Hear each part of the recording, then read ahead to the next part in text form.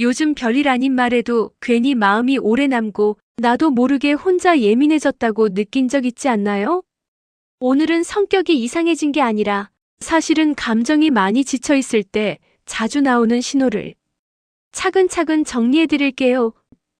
끝까지 보면 지금 내가 단순히 예민한 상태인지 아니면 감정 에너지가 꽤 많이 달아있는 상태인지 스스로 구분하는 데 도움이 될 겁니다. 다만 이 영상은 스스로를 진단하거나 몰아붙이기 위한 게 아니라 내 상태를 더 정확히 이해하기 위한 기준이에요. 감정이 지친 사람은 겉으로 보면 멀쩡해 보일 때가 많습니다. 해야 할 일도 하고 사람들도 만나고 평소처럼 웃기도 하지만 안쪽에서는 생각보다 많은 에너지가 계속 새고 있어요. 그래서 큰 사건 하나보다 사소한 말투, 작은 표정, 별일 아닌 하루의 장면에 더 크게 흔들리게 됩니다. 원래 강했던 사람도 평소엔 괜찮던 사람도 감정 잔량이 바닥나면 반응이 완전히 달라질 수 있어요. 중요한 건 이걸 성격 문제로만 보면 자꾸 자신을 탓하게 된다는 겁니다. 사실은 약해진 게 아니라 이미 안에서 버티는데 너무 많은 힘을 써버린 상태일 수 있거든요. 첫 번째는 사소한 실수를 오래 곱씹는 겁니다.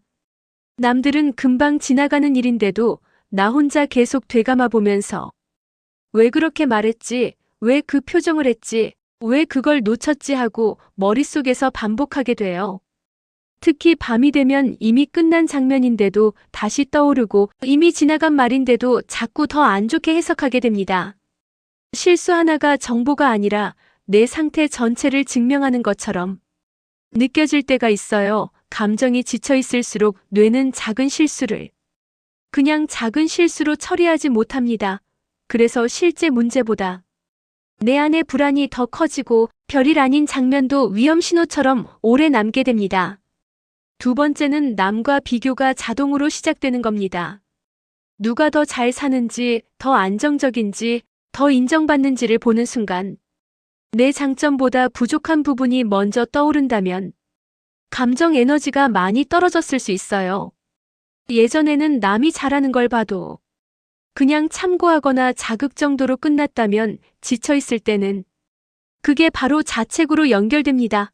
나는 왜 이 정도도 못하지? 나는 왜 아직 이 위치지 같은 생각이 너무 쉽게 이어져요. 원래 자존감이 안정된 상태에서는 비교를 해도 결국 내 기준으로 돌아오기 쉽습니다. 그런데 감정이 지쳐 있으면 비교가 정보가 아니라 스스로를 깎아내리는 재료로 바뀌어 버립니다. 세 번째는 칭찬을 들어도 잘 못 믿는 겁니다. 좋은 말을 들어도 진짜로 그렇게 생각해서 한 말일까? 그냥 예의상 한 말 아닐까? 잠깐 좋게 본 거 아닐까 하며 금방 의심으로 돌아가게 돼요. 그래서 분명 좋은 평가를 들어도 마음에 오래 남지 않고 잠깐 고맙다가도 바로 불편해집니다. 반대로 작은 지적 하나는 오래 붙잡고 그 한마디가 훨씬 더 현실처럼 느껴지죠. 이 상태가 길어지면 내 장점보다 내 단점만 더 진짜처럼 느껴지기 시작합니다. 칭찬은 흘려보내고 불안한 해석만 붙잡게 되니까 마음은 더 쉽게 지치게 돼요. 네 번째는 쉬는 순간에도 죄책감이 드는 겁니다. 분명 몸도 마음도 피곤해서 쉬어야 하는데 막상 쉬고 있으면 이래도 되나? 뒤처지는 거 아닐까? 지금도 뭔가 해야 하는 거 아닐까 싶어서 더 불편해져요. 쉬는 시간이 회복이 아니라 불안의 시간이 되면 사람은 쉬면서도 전혀 회복되지 못합니다. 앉아 있어도 마음은 계속 일하고 있고 멈춰 있어도 속은 계속 긴장한 상태인 거예요. 이건 게으름이라기보다 내 가치와 생산성을 너무 세게 묶어놓았다는 신호일 수 있습니다. 그래서 아무것도 안 하는 시간이 필요해도 그 시간을 허락하지 못하고 스스로를 계속 몰아붙이게 돼요. 다섯 번째는 감정을 말하기 전에 먼저 미안해지는 겁니다. 서운한 일이나 힘든 마음을 꺼내야 할 때조차 내가 너무 예민한가, 괜히 분위기 망치나, 말하면 부담 주는 거 아닐까부터 먼저 떠오를 수 있어요. 그러다 보면 감정을 설명하는데 힘을 쓰기보다 감정을 숨기는데 더 많은 힘을 쓰게 됩니다. 겉으로는 괜찮은 척하지만 속에서는 계속 쌓이기 때문에 더 쉽게 지치고 더 쉽게 예민해지는 악순환이 생겨요. 말하지 못한 감정은 사라지는 게 아니라 안에서 계속 남습니다. 그래서 한 번쯤은 괜찮아도 비슷한 일이 반복되면 어느 순간 아주 작은 일에도 감정이 크게 터질 수 있어요. 6번째는 작은 무관심에도 크게 흔들리는 겁니다. 답장이 조금 늦거나 평소보다 말투가 짧거나 반응이 약한 것만으로도 내가 뭘 잘못했나, 혹시 싫어진 건가 하고 마음이 크게 흔들릴 수 있어요. 원래 감정 에너지가 충분할 때는 상황을 여러 가능성으로 보게 됩니다. 하지만 지쳐있을 때는 가장 불안한 해석이 제일 먼저 떠오르고 그 해석이 내 기분을 더 무겁게 만들어요. 문제는 그때부터 상대의 반응을 그대로 보는 게 아니라 내 불안이 더 씌워진 해석으로 보기 시작한다는 겁니다. 그래서 실제보다 더 외롭고 실제보다 더 버려진 것처럼 느껴질 수도 있어요. 7번째는 하고 싶은 것보다 실패하지 않을 선택만 하게 되는 겁니다. 괜찮아 보이는 길보다 덜 다칠 것 같은 길만 고르기 시작하면 나를 지키는 것 같지만 동시에 내 마음은 점점 더 작아질 수 있어요. 감정이 지친 사람은 새로운 도전이 싫어서가 아니라 더 흔들릴 힘이 없어서 안전한 쪽만 붙잡게 됩니다.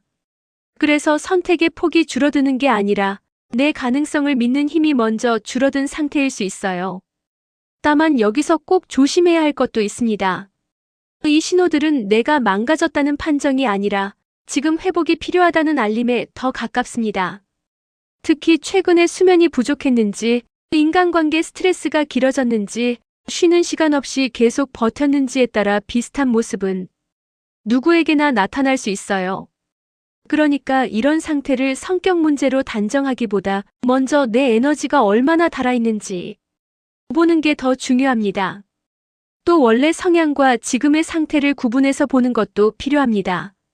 원래 조심성이 많은 사람인지, 최근 들어 유독 자책이 심해졌는지, 전보다 감정 회복 속도가 느려졌는지를 같이 봐야 정확해요. 그럼 어떻게 확인하면 좋을까요? 첫째, 요즘 내가 실수보다 회복보다 자책에 더 오래 머무는지 체크해 보세요. 둘째, 남의 반응을 있는 그대로 보기보다 불안한 쪽으로 먼저 해석하고 있지는 않은지 보세요. 셋째, 쉬는 시간에도 마음이 편하지 않다면 그건 의지 부족이 아니라 회복 신호일 가능성이 큽니다.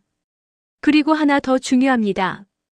지금의 나를 평가 대상으로 보지 말고 관리가 필요한 상태로 보기 시작해야 합니다. 자책은 잠깐 통제감을 주는 것 같아도 실제로는 회복 속도를 더 늦추는 경우가 많아요. 이럴 때 필요한 건 더 강해지는 게 아니라 덜 소모되는 방향으로 생활을 다시 조정하는 겁니다. 비교를 줄이고 감정을 바로 억누르지 말고 쉬는 시간에 죄책감을 붙이지 않는 연습부터 해보세요.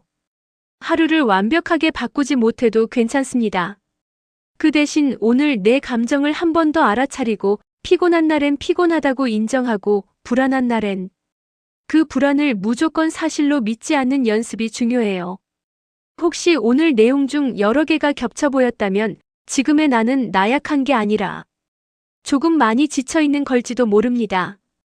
그럴수록 자신을 더 몰아붙이기보다 먼저 회복이 필요한 상태라는 걸 인정해주는 게 시작이에요.